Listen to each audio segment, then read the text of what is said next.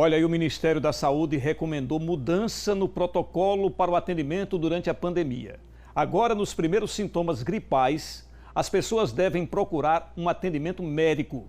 Sobre este assunto, eu vou conversar agora com o infectologista Matheus Todt. Boa noite, doutor Matheus.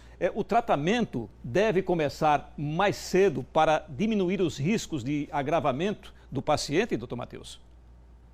Boa noite aos espectadores. O que acontece é que não há um tratamento específico, né, para a COVID, então, principalmente naqueles pacientes que configuram, que estão no grupo de risco, os pacientes mais velhos, os pacientes acima de 60, acima de 80 anos principalmente, que começarem a ter manifestações respiratórias, é interessante, realmente é interessante, até o protocolo foi elaborado pensando nesses pacientes, à procura de um serviço de saúde. E ele deve ir para onde? Ir para urgência, por acaso? É recomendável a gente sempre evitar a urgência em momentos necessários, mas esses pacientes que configuram um grupo de risco, acima de 60 anos, com comorbidades, com doença do coração, doença pulmonar, o interessante é que sejam avaliados numa UPA, numa urgência médica, e caso esse paciente estiver bem, ele vai ser orientado a fazer a quarentena em casa, e em alguns casos esses pacientes vão necessitar de hospitalização. Doutor Matheus, quais são os sintomas? A sintomatologia da COVID é muito inespecífica. Se a gente colocar entre os principais sintomas, está febre, tosse, coriza, e isso a gente pode ver em uma série de doenças além da COVID. O que chama a atenção é que alguns pacientes podem desenvolver alguns critérios de gravidade, como iniciar, ter uma febre que não baixa, ou começar a ter falta de ar, sonolência, pressão baixa, ou pacientes que tenham doenças prévias, como pacientes cardiopatas, começar a descompensar, ter dor no peito, ou pacientes que têm bronquite, começar a cansar mais. Então, esses pacientes que evoluem com esses achados, ou seja, descompensação da doença de base, uma febre que não baixa, falta de ar, uma tosse persistente, esses pacientes devem ser avaliados, porque esses pacientes podem evoluir com a maior gravidade e necessitar de um auxílio hospitalar. Ô, doutor Matheus, o paciente deve logo fazer o teste ou espera mais um pouco?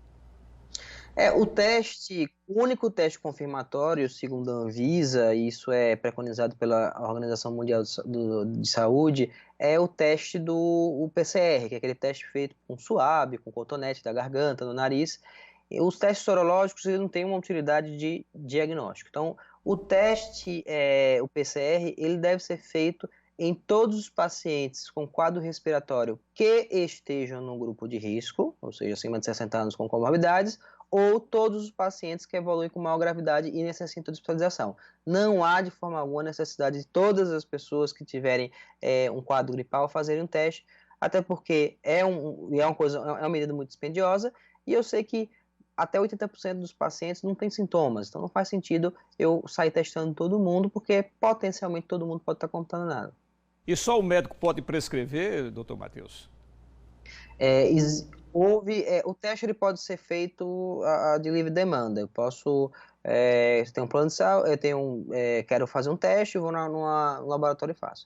O que acontece é que em unidades públicas, obviamente, você só vai poder fazer o teste, você não pode solicitar, você tem que passar com a avaliação médica e esse médico indicar a realização do teste confirmatório, né, do PCR, e há uma resolução da ANS, essa resolução foi derrubada, mas a possibilidade de voltar é que todo paciente que portar uma solicitação formal de um médico indicando a necessidade desse teste, esse teste pode ser feito via plano de saúde. Mas atualmente, se eu quiser fazer o teste sem indicação médica, eu posso fazer, mas eu vou ter que arcar com os custos, independentemente de ter plano de saúde ou não.